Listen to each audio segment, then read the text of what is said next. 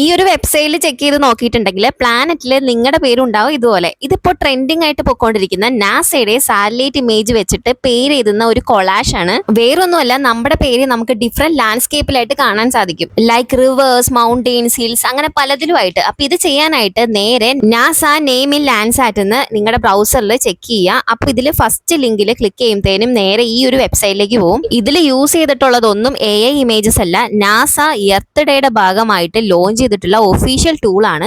Over 50 years of satellite images ആണ് കേട്ടോ ഈ കൊളാഷസ് ക്രിയേറ്റ് ചെയ്യാൻ വേണ്ടിയിട്ട് യൂസ് ചെയ്തിട്ടുള്ളത്.